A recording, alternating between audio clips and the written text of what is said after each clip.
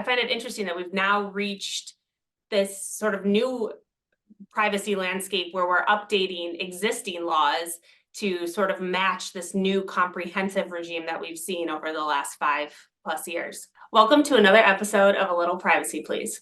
I'm Jenny Holmes, and with me as always is my co-host Jason Kravitz. Together, we lead Nixon Peabody's privacy and cybersecurity team. Today, we have as our guest Jade Buchanan. Jade is a tech and privacy partner with McCarthy Tétrault in Vancouver. Jade has worked on some of the largest data breaches in Canadian history involving ransomware and other types of data breach attacks.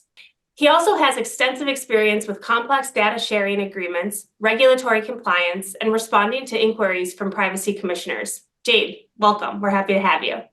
Thanks for having me. So I've heard of PIPEDA before. Not sure if I'm pronouncing it correctly, but can you talk to us about what that law entails? Yeah, it's a very controversial topic as to whether it's PIPEDA or PIPEDA, but it's on its way out. We're going to lose the entire PIP or PIPE. It was passed as the Personal Information Protection and Electronic Documents Act. So why privacy and electronic documents go together was just an issue of convenience at the time. The little EDA is going to end up on its own as the Electronic Documents Act, and we're going to have brand new privacy legislation in Canada called the Consumer Privacy Protection Act, so CPPA, which surely will confuse nobody. Right now, it's a fairly old piece of legislation, and it's sometimes critiqued as not being modern. The new legislation that is currently before our parliament and may pass in its current form, may not, is modernizing in the sense that it addresses a few things like artificial intelligence, but more so in that it introduces the possibility of significant fines. To date, we've had a name and shame regime with, corresponding risk of class actions for invasion of privacy and negligence and things like that. But its primary enforcement has been through the privacy commissioner investigating and identifying conduct that their office sees as being offside. So Jade, is Canadian privacy law really heading towards GDPR? Is that where this is going? In the big headline grabbing ways, yeah. So we've got PIPEDA, maybe soon to be the CPPA.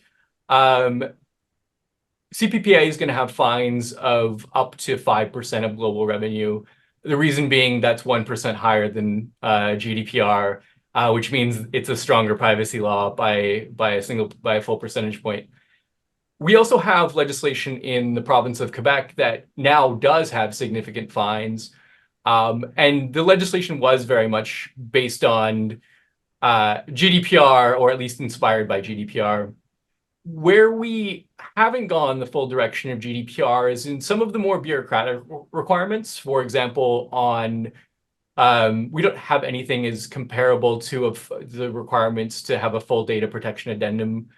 You're required to protect personal information, including through contracts, and so that's interpreted to require certain clauses be in a contract, and the Quebec legislation has a list of a few things that need to be in there, but it's not as comprehensive.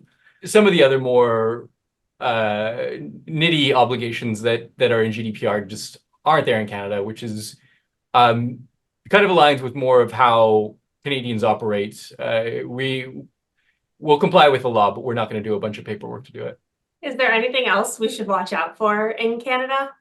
There are two things, actually. So the CPPA is going to have fining power, but it's also going to have settlement agreements where the commissioner can enter into agreements with organizations that his office thinks have not complied with the legislation.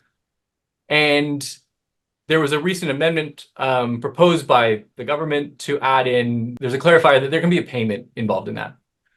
And that was really interesting to me because we've got this legislation. It's the second thing I think that people coming to Canada should know about, which is sometimes called CASL, or Canada's anti-spam legislation. And it's called that because the title is like 52 words long. It was a law nobody bothered to give a proper name to, so we call it CASL. And it applies to email marketing or text message marketing, any kind of commercial electronic message. Under that legislation, fines can be up to $25 million. Most of the enforcement, though, has been the regulator in that one entering into compliance agreements where there is a payment of some amount of money, and then a compliance program where a organization will fix its policies and procedures and agree to a certain amount of oversight. Now, that settlement amount that I mentioned, you can start to see that now in privacy compliance. Once you're investigated by the privacy commissioner for a breach, what you should be looking at is there's a good chance that they're going to be expecting a monetary payment if they consider your conduct sort of meriting it, rather than you going the full distance, getting a fine, appealing the fine, It's your mindset is going to be, is there non-compliance? Is there a risk that we've non-complied? Is it a legitimate concern? Let's fix it and let's try and keep our payment kind of minimized. So Jade, I've got a question. I guess it's probably slightly outside the scope of PIPEDA, but can you tell us if Canadian bacon is a thing in Canada, or is it just bacon? Bacon is just bacon here, I think. Like, is it down there? Like, bacon's just like a strip of like pork, right? You put it on a egg McMuffin. I think that's going to do it for us.